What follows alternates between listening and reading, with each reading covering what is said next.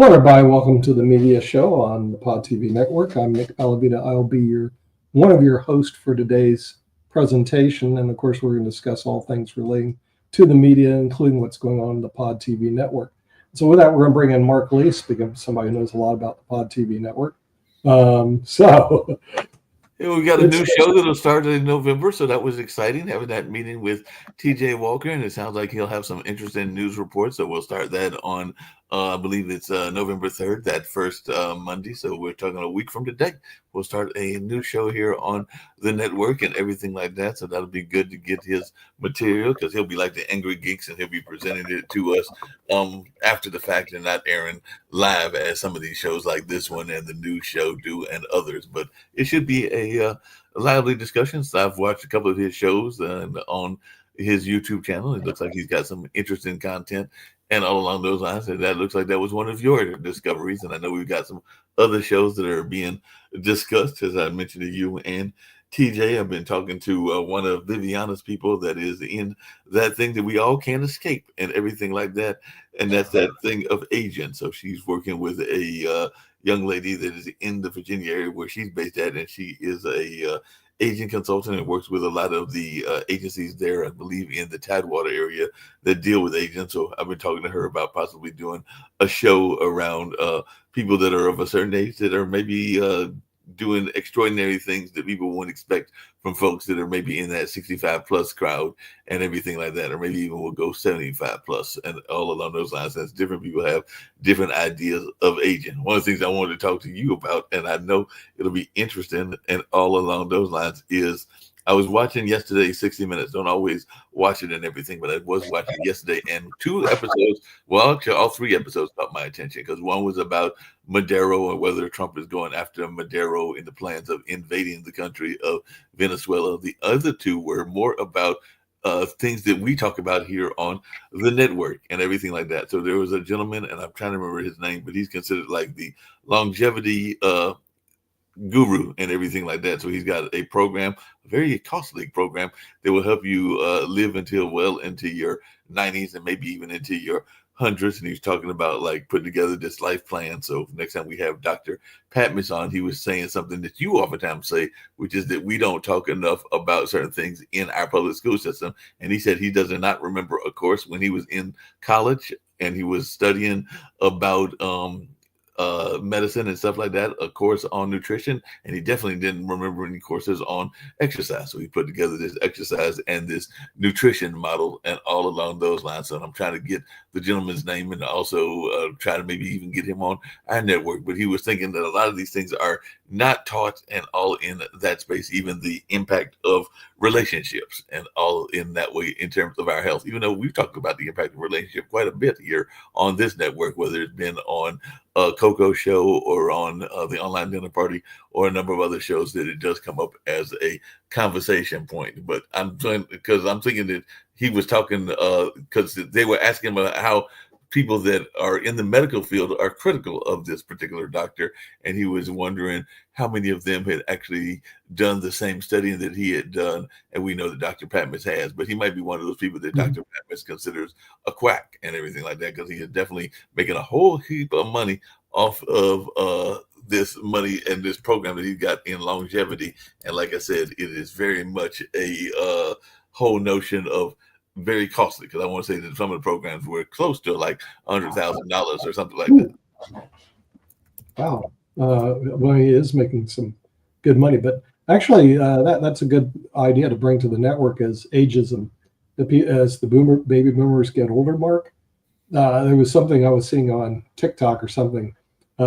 Some doctor was being interviewed from 60 Minutes and said, once you get age 75, it's straight down. In other words, if you're not exercising or you're not following certain programs, your life expectancy goes down. Now, in pension world where I work in, and with insurance companies which we work in, we do know a little bit about the demographics. First of all, he's right.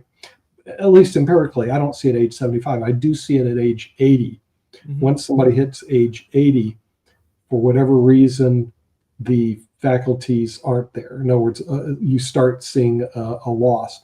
And then we hit age 90, the mortality statistics at 50% every year. In other words, so the odds of living to 91 there's about half, and then we're 91, the odds of living to 92 is about 50%, et Right. cetera. The mortality statistics flatten out at age 90. So by the time you live age 100, you actually beat a lot of the odds to do that. Yeah, Well, you here's beat the a lot of the problem. odds. And by the way, this gentleman's name, and maybe Sasha knows him, but his name is Peter Attia, Attia, and they say he's a Canadian American author, physician, Well, and researcher known for his work in longevity medicine. And he's the author of Outlive the Science and Art of Longevity. And he was actually born and raised in Toronto, Ontario, but he's oh, a Stanford, is Johns he, Hopkins, is and he going to be on NIH the trained physician. is he going to be on the network then, or does he have a show that we can put on?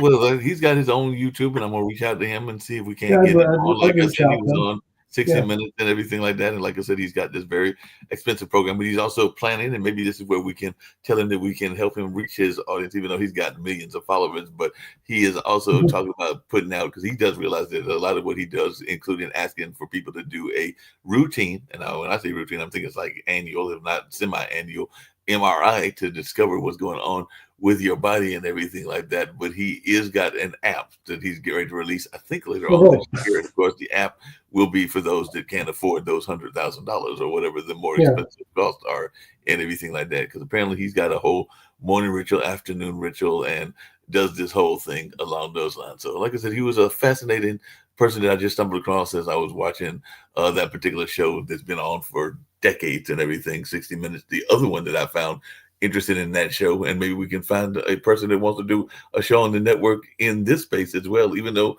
I think the Angry Geeks sometimes touch on it, and I know that others touch on it as well, because we have people that like magic and stuff like that. But there is a Mhm. guy, Oz Perlman, that was the other featured person that apparently, and this was scary because he had a moment where even the anchor on 60 Minutes was saying it looked like he wanted to punch him, and I agree, it did look like he wanted to punch him, because he's got some sort of routine which he does, this mentalist Oz Perlman, where he can figure out your PIN number. And, PIN numbers are very important Oh, because that's sure. your bank, Right. off of your bank's number. But he literally he did it to a couple of football players, because he also goes and does these Okay. things for some of the Yeah. football and other athletic teams and everything. But he figured out, I forgot the athlete, but he figured out the athlete's coach's PIN number, and he also figured out Joe Rogan's PIN number. So I'm going like, that'd be scary if That's somebody did scary. a mentalism Yeah. kind of thing, and they figured out your PIN number without you telling it to him. So I don't know how you would feel if you would sit there and he did a trick, and all of a sudden he told you that your I really don't want him to figure out my PIN number on TV and tell everybody that. yeah, exactly. Well, I, he I, didn't. I would That love to would see be him the do it thing. with other He did people. not flip the paper around and reveal the PIN number, but he did not Yeah, reveal the PIN number. if he wants to do it with other people, I don't care. But, really don't want my PIN numbers out there. That's like can be very dangerous. But yeah, that would be an interesting show. Yeah, I'm hoping that we can add some more interesting shows onto our network this year, and we'll start with T.J. Walker. But I think as the baby boomers get older, it's going to be more and more important for them. In other words, longevity. How do you do it? Right. Because they're going to be dropping like flies. And some of them make it 100. June Lockhart apparently just died. I don't know if you saw that. Who did? June Lockhart. She was the wife of on Lost in Space, and she was Right. also on Lassie. Okay. Because you've interviewed a couple of the mothers. You've interviewed um, Richie Cunningham on Happy Days' mother. Remember that? Yes. And you interviewed the mother on the Waltons. Right. Okay, so you apparently get into the ladies that are in these shows, and they're both on the online dinner party, which I thought was pretty cool. Oh yeah, But well, we had some amazing guests on the online dinner party, and actually, yeah, he even had Maestro Curry, who's not a spring chicken either. I think he's like in his mid 70s and something like that. But he's still, and he's actually brought up an interesting point, which I did not think about, which is that conductors live longer, and they might even maybe yeah, scientists can do a study, but because they are so absorbed in the work that they're doing, and they're studying classical music and a number of other things, that they have a track record of living well into their 90s, and sometimes even conducting well into their 90s as well. So it seems like if you want to live a long life, you might want to think about conducting a band or an orchestra and everything like that. So apparently they have a good track record of living longer. Yes, that is true. The conductors do live longer. I saw the study on that, and for some reason they'll outlive their orchestra. So, but like I said, that whole study of ageism is not really, you're just not going to find it on regular TV. So it's perfect for the pod TV network, especially as people tend to get older. It's just going to be one of those things. So hopefully we'll get some programs on in that direction. So we'll fill the niche programming that. And speaking of niche program, sorry I had to leave David Walker's show. No Really, problem. how did it go? How did it wrap up at the end? Did It everybody wrapped up a get? good discussion. There was a little bit of a fight between David and Peter and Jacoby, of course, because I think Jacoby was trying to get a issue in or a thought in and everything like that. But other than that, it was a good discussion. They even got Dr. Sharif involved and a number of others. But I think that there was trying to be a conversation around the impact of some of these things, including whether no part of the discussion was around Social Security and whether some of the illegal folks from other countries that are being dubbed as illegal aliens are getting benefits that they don't deserve. So I think that's part of where that conversation was going and everything, if I recall correctly. But yeah, they were having a little bit of a heated discussion by the time that you turned it over to me. But it was a fun discussion. I think everybody was pleased and they agreed that they all love David. David's one of our stars and everything like that, even when folks disagree with him, as Jacoby has done in the past, and even Rick, they still like him as one of our star attractions. You know, one of our other star attractions will be coming up in about an hour, that being Miss Irene and everything like that. And I know she's got the timeshare show and everything like that. And that being said, we're going to do a new model with her in next year. And I think she'll be announcing that, but I'll give a preview where it'll still be, I think, an hour-long show, but it'll be 30 minutes of her discussing what's going on, but then also 30 minutes of what they're calling the resource center, which will be like some people that are involved in timeshares, but they might have businesses, and they'll be discussing their businesses in that second half an hour in what's now being called the resource center. Yeah, and that's been a good show for us because it's really, again, it fits that niche audience, people that buy timeshares, and some of them get timeshares they really shouldn't buy. Some of them get good timeshares, but I think those days have passed. So you got the good timeshares and the bad timeshares. Hey, Before we get that out, because I was only catching part of it, just tell me, what was the discussion you were having? Because Nick here was asking me, and I was saying I thought it had something to do with Social Security, but I'm not going to try to explain what your argument with David was and whether you got an answer that you wanted or not. But that's what he was asking me as to how it went. And I said it was a good discussion, but I know y'all had a lively discussion, and there was some back and forth. It wasn't like a food fight, as some people call it, but it was still a lively discussion. No, it was just fine. I mean, it was basically, I get tired of hearing the argument that the Democrat Party is trying to pay for undocumented immigrants health care. Then I pointed out, because Rick chimed in and talked about the law, then I point out the law again, and then they went into the argument that, well, because there's a law doesn't mean people are following it. So it's basically an anarchist argument of, hey, look, just because there's a law, that doesn't mean people are following it. That can be for anything, shoplifting, so on and so forth. Hence the reason why, because nothing is 100%. Okay, if you want to have that discussion that nothing is 100%, then give me percentages, because that's where data is. But the problem is, then it went down the idea of, well, this is how it really went down. And I'm like, okay, we know the back history and know the understanding. Give me percentages. If it's 1%, are we going to shut down a complete program over less than 1%, or 1% of shrink, as they call it in retail, if something's stolen? Well, less than 1% or even 1% of shrink in retail is really an impossibility. Usually shrink or theft or anything like shoplifting and stuff, you're looking at about a 3% hit on shoplifting on any store, roughly. But they went into the argument of, hey, I'm going to give you this anecdote. Well, the anecdote isn't data. Okay, well, I'm going to give you this other little bit of anecdote. That's not data. Tell me a percentage. Tell me something that we can discuss and figure a way that, hey, look, if it's less than 1% or if it's 1%, does that justify killing the whole program? That's where I tried to get to, but then it became so contentious. So I have numbers. I just looked it up while you were talking, and the numbers are nobody freaking knows. Nobody freaking knows. The Republican House Ways and Means Committee estimated 6.4 million undocumented immigrants have illegally obtained health coverage. That's obviously ridiculous. That's a crazy overestimate, but we don't know what, and we can't even agree on the number of undocumented immigrants in the U.S. Libs say, maybe it's 15 million. My friend Lance, who's super Trumpy, says 30 million, which is ridiculous, but that's a big frickin' difference. Yeah. You're tangentially involved in the healthcare business. What do you think?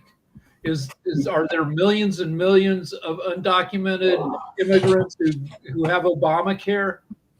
I'm not involved in the healthcare business. Peter does some healthcare work, but I don't do any at all. All the business that we do is qualified plans, which I'm going to another qualified plan meeting in 5 minutes. I set up pension plans, retirement plans for people. That's about it. And then I go out and set up another pension. It's really boring work. But as I say, boring work pays the bills. And you do it mostly for very affluent people, right? Well, affluence is a very amorphous concept that you need to discuss.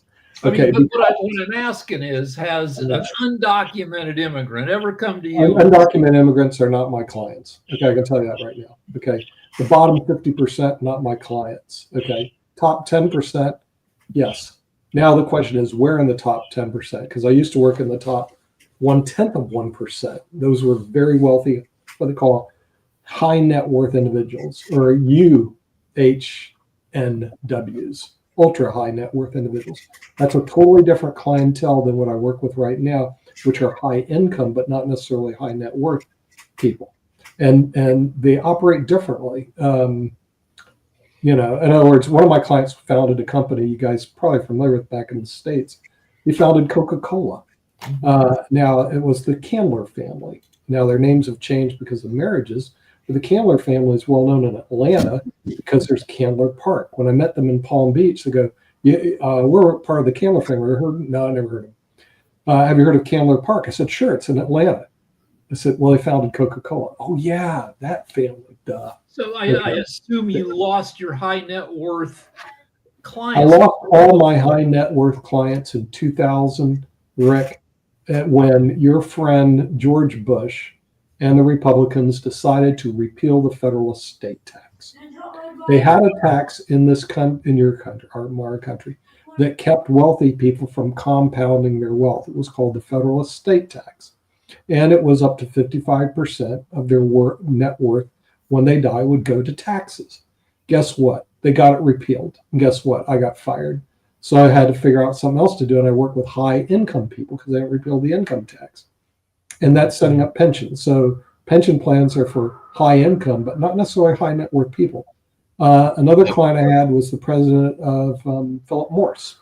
And he had homes in Sailfish Point, which a lot of people don't even know where it is, and had homes in Admiral's Cove, which a lot of people do know. It's in Palm Beach. But he was a high net worth person. Another client I had was the president of Bausch & Lomb. And he had homes in Martha's Vineyard. I've been to all these people's homes because it was a very high touch, high feel relationship that you build with clients when you work with them. And then I had another client, let's see, President Bausch, Kimberly Clark, and the founder of Dunkin' Donuts. Now, those are all high net worth people as opposed to high income people, which are, people making $500,000 to $1.5 million a year, not necessarily high net worth, but they're doing well financially. Now, the problem is, and everything like that. Speaking of well enough, and speaking of the media, yeah, I'm going to have to go in about 5 minutes. I got another. Before Nick goes, I got a question for Nick. Yeah. So you've been dealing with rich people for decades. Yes. I feel like in the 20th century, rich people were less dickish. Is that true, or have rich people gotten worse? No, they're actually everybody's gotten worse, including. Well, it's like Jimmy Kimmel. Jimmy Kimmel would be a high net worth person, I would imagine. He's probably worth at least 30 million or more. But is he a jerk? No, he's a great guy. Yeah, that's what I'm saying. Most of the high net worth people, like it or not, they're nice people. But think about it, Rick. They have the world by the hook spot. One thing they don't worry about is finances. They got plenty of money. So the thing is, they're not your regular person, and so most of them are actually pretty nice people to work with. The problem is the system you have since Reagan and post Eisenhower skews the benefits to them, and more so than working people and poor people. They get basically screwed, and they don't even take basic courses to figure out they're getting screwed. So let's go to the bottom 50%. They own 2% of the assets. Okay. Then you go to the top 50%, they own 98%. And the top 1% owns 40% of that. So you see, you have this big skewing of all the money into a very small group of people's hands. And part of it's the tax system doesn't allow for a level playing field. We don't have a level playing field. I'm sorry. So the No King's March should have been with people like Elon Musk, Steve Schwartzman. I go through the list. A lot of them are very quiet. You won't even know who they are. Elon Musk has a big profile, but a lot of them, and those are the real kings of America. It's not Donald Trump. It's all the other extremely wealthy people that lucky that the system's all in their favor. So what can I say? If you're born rich, your kids will be rich. You're born poor, your kids are going to be poor in the United States. And that's just the way it is. And you're screwed. Okay.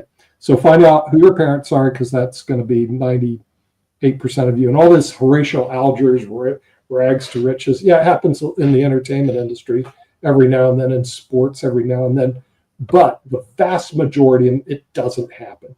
As they say in Pawn Stars, it ain't happening. So they'll highlight that 1 out of 1,000 who made it, and they won't show the 999 that just had the rear kicked out of them. Look at the entertainment industry. Come on, Rick. 1 out of 1,000. All the money's being squeezed out of the entertainment industry. Yeah, right. Right. But it used to be a great leveler. In other words, people could go in the entertainment industry and have a lottery ticket, a shot. Yep. It's like the NCAA. Your odds are probably about 1 out of 1,000. Yep. There's another way that you can make money, and I was wondering, because this is actually in Jatovi's wheelhouse and everything like that. But I did see a video, and Rick, you may have some thoughts around this as well. But apparently, because I remember as a youngster in the 70s and the 80s, sports cards were very popular, and apparently the golden age of sports collecting is coming back now. I guess because of people like the pitcher/hitter from the Dodgers and a number of others as well. So are we seeing a golden age of sports card collecting? And can you make a heap of money if you sit there? Yeah. So I end up seeing the prices of sports cards right now. Let's see. We've got an RJ Harvey rookie card, $165. Let's see. Lamar Jackson, $488. Yeah, so I see sports cards selling for, $500 to $2,000, and they come in a plastic case. So no human has ever touched the card, because if you do, you might accidentally knock $200 off the value of the card. That is very true. And the cards are fancy now. They got holograms, and they got some of them are like molded with textures, and it's a huge industry. Sounds like a huge industry. Do they have the QR codes on them to maybe get you some additional benefits or something like that? So I don't know, because I don't own any of these cards. I used to have a box of 1,000 cards for one particular quarterback that was a prop left over from a TV bit. And those cards were worth 1 cent a piece. So I got rid of those. Do you have any cards, Jatovi? I mean, they're just like comic books. I got a ton of comic books. I don't really have any sports card. Yeah, comic books are very similar to cards, where you need to put them in a special case because they're professionally graded on a scale like 0 to 10, and the difference between a 9.6 and a 10 might be $100,000 in the value of like a Spider-Man #1. Yeah, that makes sense. I want to come back to media just for a second and everything, because apparently, and you have alluded to it a couple of times, but Rick, that is, and as have you, Jacoby, but apparently President Trump's favorability and his ratings are going down, particularly among groups that were supportive of him, because we know that he had a significant amount, as part of the reason that he won, of support among the Hispanic adults. And apparently that's fallen dramatically since his inauguration, probably because of a lot of this ICE stuff and all along those lines. This is according to the this is according to the new Associated Press. Newark Center for Public Affairs research conducted earlier in this month, October. So they found that 25% of Hispanic adults have a somewhat or very favorable view of the president, which is down from 44% when the poll was conducted prior to Trump taking office. And the percentage of Hispanic adults who now believe the country is going in the wrong direction has ticked up 63% in March to 73% in October. So he made some inroads into the Hispanic population, receiving about 43% of their support in 2024, up from 35% in 2020, but it might be down. It might be less than that. All this does is it gives the news shows something to talk about. The testing is very unreliable, very volatile. Like Kamala Harris was and Hillary Clinton, they were both kind of favored to, if not win, at least make it closer than it turned out to be. And we don't really know. The Hispanics that now don't like him, we're going to have to see what happens in the midterms, whether that's a real thing, whether it, I've been betting on Trump favorability, just a few bucks here and there. You can bet what his approval rating is going to be at the end of every month. And I think it's a pretty safe bet that it doesn't budge. It stays in the 43s, 44s, no matter what crazy crap he does, that his base, it remains his base. And now the shutdown is going to end up being the longest in history if it lasts one more week, which it will, because nobody wants to open the government right now. When 42 million Americans stop getting food aid, will that make a difference? Will his popularity drop into the 42s and the 41s? I don't frickin' know, but he's got pretty solid support. Well, there's a major he's a terrible fucking president. There's a major event going on, and this is up to Joey's alley as well and everything. But the NAB show, I think that's the National Association of Broadcasters, is a big thing, and they just had their New York edition in the last week or two. But one of the things that they were tackling was this notion of how to deal with AI and can the media regain trust in the age of AI and misinformation? Because there's a lot of people that are asking, I know I've asked some even on this network, loaded questions and things like that. So there was even a panel called The Future of News, AI, News Revenues, and Risk and the Policy Response. And about 70% of newsrooms have already implemented AI, raising concerns about copyright, consent, compensation, and the credibility of the information and everything like that. So the short answer is no, nobody has credibility anymore. Everybody figures out that it takes a few times seeing some AI video where you get fooled. And then you're like, oh, well, this is bullshit. This must be AI, or this might be AI. And so people get sophisticated and learn to be skeptical of everything. But that taints everything too. So even human reported stories, people are less willing to invest in them because it might turn out to be bullshit. And that's basically what one of these guys that was there, something called On Message, which I think is a company. Their vice president, Tommy Binion, said, because he was asking the question, how concerned are you about AI stealing or reproducing journalism and local news stories that are published online? And he said the concerned are very concerned. The responses added up to 76% of the respondents, which is definitely, I agree with him, that's sky high. It already happened. It's already happening. The magazines, when 20 years ago, 30 years ago, Like my wife would get Vogue magazine. It was an inch thick. The September issue had 700 pages, with 500 of those pages being advertising. Now, an issue of Vogue might be 150 pages with, 1/5 as much advertising as they had, 20, 30 years ago. The magazines are done. The newspapers struggle. I just saw that the LA Times circulation numbers, city of LA has maybe 8 million people. They, on a daily basis, they only have 340,000 subscriptions. Oh, wow. That's 4% of the population. Newspapers used to be indispensable. Now, very frickin' dispensable. Well, speaking of being indispensable, what is our take on people that are cracking back on the reporters and everything like that? Because I'm thinking about even Carolyn Levitt, the press secretary. She fired back when a reporter asked her Yeah, how your mom. was picking that as the site of a summit meeting with Putin, and she basically said your mom. And then another was Trump's response in Texas that only a truly evil person would ask him, as one person did about the U.S. response to flooding in the state. So it sounds like a lot of our leaders are pushing back on the media and giving them those childish insults. That's what Trump has done to our society. He's made it okay to do this. It was never done in the past. It only started under Trump. And the reason it does well is because of Trump. People think it's cool. This is why Gavin Newsom went down the road that he did and started trying to troll Trump. But yeah, we're at a race to the bottom now. When respect is lost, people attack each other. That's where we are. And that is due to it coming top down. It is the Trump effect. So every previous president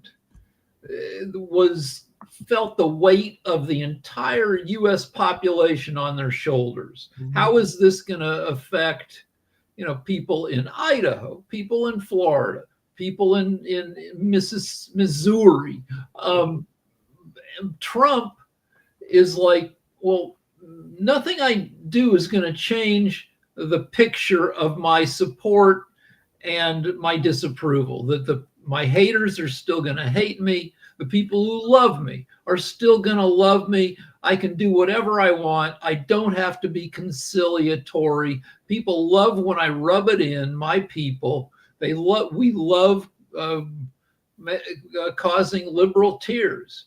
So Carolyn Levitt says, gets asked a question, who made this decision? Carolyn Levitt says, your mama. And then libs go crazy, and the Trump White House loves it because they have impunity. Yep. It's a reinforcing cycle. Trump behaves like a jackass. The libs go crazy. His supporters love that the libs are upset, and it keeps going. Yep. And then one of the things that people said that they like about Trump is that he does something. They don't care what he does. He could burn down the house. Oh, he did something, so I support him for that. And what Rick is talking about is another reason why people support him. They make liberals mad. So being unapologetic and making liberals mad because he's actually doing bad things, they don't care about what he does. It doesn't matter. They're just making liberals mad, and he's doing something. And the last two Democratic presidents kept their heads down. You got no drama Obama. Obama felt like it would be disruptive for the first African-American president to get involved in a lot of fighty stuff. So he tried to lean back. And then Biden, old as hell, with a speech impediment. The White House, his people were like, we just can't let people see him too often because every time he goes in public, there's a chance he might stumble over his words. So they pulled back public appearances.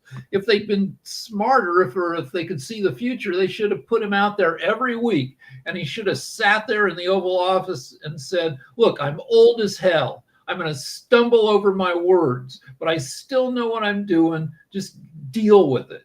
And would that have worked? Probably better than the way it went. Hey, I've got good news for you, Rick, and everything. And this was from an article in the New York Times, and with that lovely price walls. I can't read the whole article and everything like that, but they're saying that debate shows are having a moment. Here comes the Democrats. So they're saying as millions tune into hyper partisan face-offs on YouTube or TikTok, can the left find its own Charlie Kirk? So they're basically talking about a number of these shows, similar to what we have on this network and similar to what you've got and everything like this. So they're saying that these type of shows are having their moment, particularly on social media like YouTube and TikTok. This is the thing that, again, says that the right has a great messaging apparatus. Charlie Kirk has been out there for a particular time. Charlie Kirk wasn't the only one. There are others that have been doing it longer than Charlie Kirk that have been out there and talking to these college campuses, talking to adults, going on these shows and actually holding these things. But because Charlie Kirk was on the right, you know what? He got a lot of backing. And he got that apparatus going. And people started talking about him as if he was the God to the only person people who would talk to campus. For example, there's a guy named Destiny. Destiny goes out to campuses and talks. He does that regularly. He talks not only to adults, not only to college kids, but also adults. Charlie Kirk only focused on college kids. You got the Dean, I forget Dean's last name. He has his show. His show has basically been going for about 4 or 5 years. Well, about 5 years. It's been going a while. But he does the 1 versus 100, where he actually takes callers from not only TikTok, from not only all these other places, and they'll call in, and he just looks for Trump supporters to debate Trump supporters about Trump. And there's one of the kids who's now showing up on all the different places. He was on a CNN show the other day. He was on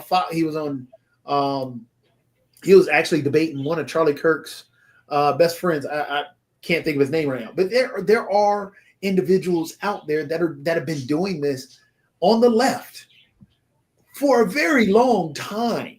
Mehdi Hassan, he's not technically on the left, but Mehdi Hassan has been around for decades. And he does the same thing Charlie Kirk has been doing. And you mentioned Destiny and everything like that. This article actually mentions Destiny as well, because they said on a recent Saturday night, more than 200 people crammed into a Los Angeles studio to watch Stephen Bonale, known online as the progressive streamer Destiny, debate supporters of President Trump. The attendees each paid $39 to be there, grew excited when a behavioral therapist in a Trump t-shirt took the stage to criticize the far left as hypocritical and fragmented. The only president ever made, he argued, was conceding the 2020 election. And it looks like this was actually a brother that was up there making that argument and everything like that. So yeah, you're right. Destiny is doing the same thing that Kirk was doing. But we're like we're like a AA team. Where will somebody ever rise out of pod TV and make it to the big leagues of doing this stuff? I don't know. No, I thought you were talking about the Democrat Party being a AA team. Yes, in terms of messaging, that's it. But in terms of us being a AA team, no, we're not. We're like a Pineapple League. We're like way down. But even the Pineapple League can make it and everything, because I do know for a fact that there are conversations going on between this network and Fox, but that's over a very conservative show. And I can't say that Sasha and Jonathan and them may not get a crack at being at least a guest. They've been guests on other people's show, and as I've said on several times, if you go to podcast guests, look at us. Like, I'm old, Sasha's old. It's tough to get put on stuff when it's not. Yeah, really, but that's what I'm saying. But Ivan is in his 20s or 30s, I think, because he's definitely younger and everything. And that's the other person that's featured on the. But also, you got to get an agent. If you want to be a pundit, you got to sign up with a public speaking. No, you don't. No, you don't. I just told y'all about podcast guests and Matchmaker FM. If you set up a profile, there will be people that will come to you, just like I go to get some of the guests that we've had on this network on those things. What is, Rick? We do not have the impact. We do not have the viewership to be considered for these big time shows. Yeah. That's where people want eyeballs. The media now is all about eyeballs. We all know that. Yeah. And if we're only getting 10 people to watch the show, nobody's coming to the people at 10 people. Like this guy here, this Adam Mockler, great dude. He's going around. He's been debating people for a long time. He has, as you see, 1.7 million followers.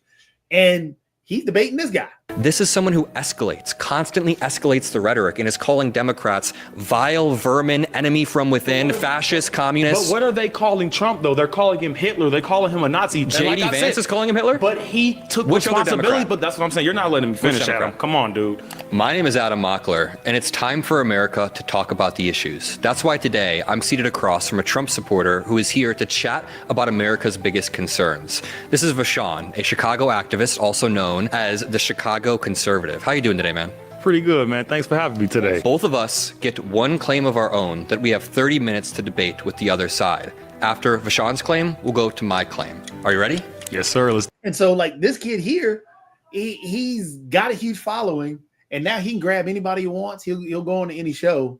And he's actually he's been doing this as long as Charlie Kirk has been going. But that's his freaking job. He probably does it 60 hours a week. So Yep, it's he like does. studying for the SATs. To get good, you need to take like dozens of practice. This guy knows every talking point on both sides. He knows if somebody throws out this, he can throw out this. He knows, Charlie Kirk knew every freaking thing that some college kid might say to him, and Charlie Kirk knew how to dance back. But even to your point, Toby, because Steven Crowder was a right-wing influencer who had 5.8 million subscribers on YouTube and 2.5 million on X, and he's the first one, it seems, back in 2017 that was inviting college students to debate him while sitting at a table decorated with a sign that read "Change my mind." So apparently, there are plenty of them out there. But the thing is, Charlie Kirk took the mantle because they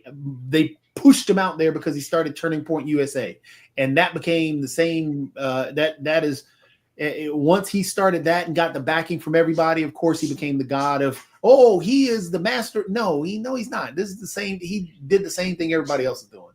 But talking about Charlie Kirk and what he knew and what he didn't, Charlie Kirk really made up stuff. And that's the thing. That's the problem, is that this myth about who he was and what he said, if you fact check Charlie Kirk, I mean, on a lot of these things that he said, he made up stuff. He didn't know what he did. And to take it back to, I guess, what we went through today, what we were discussing today, when I tried to hammer home, give me data, don't give me this back end stuff, because it happens on both. People do it on both sides. People do gaslight on both sides. One gaslights more than the other, however, which is what is going on the right, especially around Donald Trump. And Charlie Kirk was a master at gaslighting, because what he did is he gave you anecdotes, emotional anecdotes, as a response instead of giving you data or facts and figures. When he talked about, like if you listen to some of his stuff, and he talked about, when I get on an airplane and I'm nervous about seeing a black pilot and stuff like that, he went down an emotional range about that, and that hit people in a way. And then he tried to make it as if they lowered standards just to allow this black man in. No, they didn't. They didn't lower any standards. And the whole thing around what DEI was, he misrepresented, but he played into the fears and the emotions of the individuals that he was talking to, because he played the whole great white. It's like being a stand-up comedian where you work on your act. You go out 5 nights, 6 nights a week, and you do a set, and you learn what works and what doesn't. Charlie Kirk is out there all the time, and he found out which of his arguments, like Jacoby says, were the most compelling to an audience. And I guess that's the question. That's because we've been doing the same thing, apparently, Jacoby, that this company Jubilee has been doing, but Jubilee has actually made a lot of money off of what they've been doing, whereas I don't know that Nick and the rest of the crew of Pod TV is making the money, because the Jubilee is basically a Los Angeles-based digital media studio, and they created that series called Surrounded, which features one person debating the rotating cast of 25 opponents. So they would find somebody like the super liberal or super conservative, and they'll take them to not even the conservative studio. They'll just take them anywhere and put them in front of these 25 people, and they will debate them and everything. So it's a rotating cast of 25 opponents, and like I said, we've got a rotating cast of about 8 opponents. Yeah, what Jubilee did was the 1 verse 20. They did other things, but what took off, because we're in this political theater, and that's what our fun is now, and that's what's drawing the eyeballs. They found a niche, Right. And once they found that niche, they pushed it out.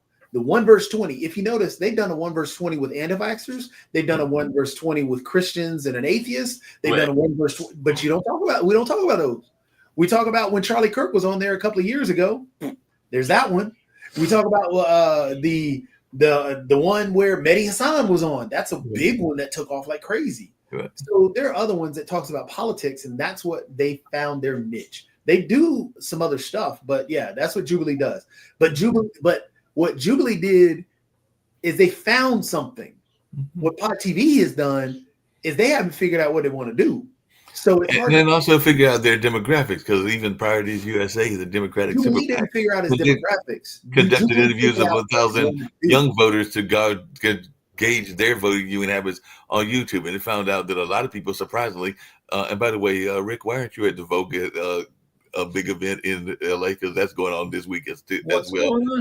The Vogue is doing their big LA convention and everything. So I saw most days I barely get my pants on. So that's why you're not over at the Vogue thing. But yeah, they found that in addition to beauty and fashion content and videos with financial advice, which we know a lot of people want, that's part of the reason they created this network and everything, was that a lot of people liked watching debates. And even when I'm on TikTok, I see a lot of people they're like even sometimes doing these minute contests where they're debating each other, and they have like a time limit. So it's almost like people don't want to.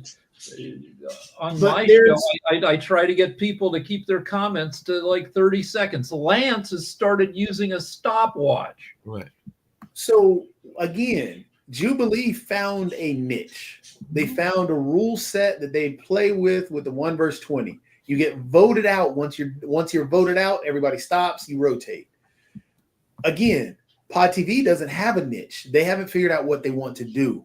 Is it a free-for-all? Is it, hey, we're going to talk about a couple of topics? Because, I mean, we get to a topic and then we shift and then we shift and then we shift rather than staying on a topic. Or, I mean, it's just, we have to figure out what is the niche? What's going to grab people?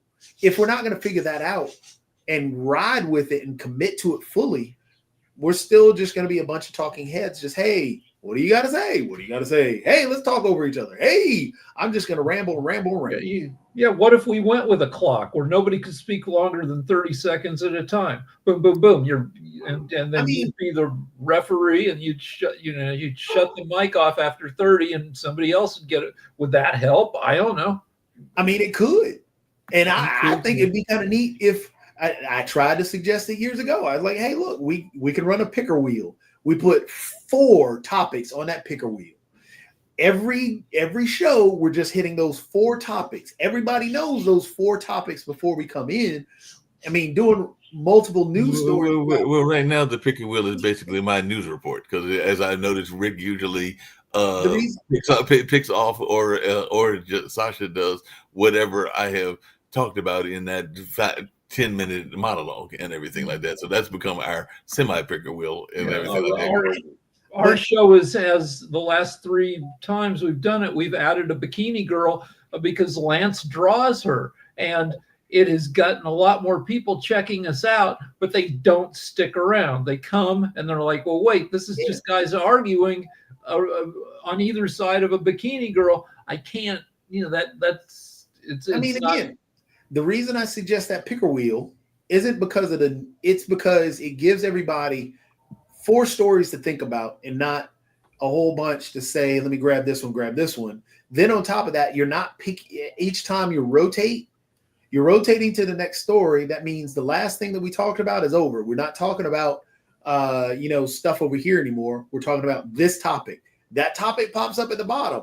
It makes it easier for people to follow as they watch. So then you're going through each topic, and you're not really rotating through a whole bunch of stories of, hey, look, you talked about this at the beginning. Let's now talk about this. Okay, well, now we talked about this. Let's go back and talk about this and add this to this and this. And then it just becomes a Well, big convoluted debate. ironically, I agree with you, Jacoby, that can work. But ironically, one of the reasons, and I'm partially doing this because y'all have done it on some of your own shows and everything, but part of the reason that the online dinner party, which is my personal Wednesday show, works is because I invite people using those sources that I just said, including my personal friends and everything like that, but also podcast guests that don't know each other, and I allow them to have a conversation with each other. So it's my version of what is, instead of living in an apartment, I lived in a house and I invited friends over, and you just had like a dinner party and everything. So that becomes I can't tell you how many times I get letters from the guests afterwards that they enjoyed that ability to have a free-flowing conversation. It kind of reminded them of like the Charlie Carroll. That becomes a segment. That doesn't become the whole show. That's the thing. If something becomes a segment, not the whole show, that's different. You're like, hey, we're going to have a talking segment. That becomes a segment of, you take 20 minutes, have a free-flowing conversation. Now we're going to get to this debate style. Here's our wheel. These are our 4 topics. Well, that's what I'm saying. But that's why I'm saying that ironically, the reason that the show has been successful and I get the emails that I get is because it doesn't become a debate show. Like, I let people just bring out their own viewpoints, but they're not debating each other. Like, they just might be curious about what a person's doing. Like when I had the conductor on with the business person on and everything. So the business person needs to know about how to make their business more successful. I mean, the director needs to know how to make their business more successful, and the business person used to be a failed actor. So the point being, what is the point of the show? Is the show to make the people, your guests, happy, or is it to garner more viewers?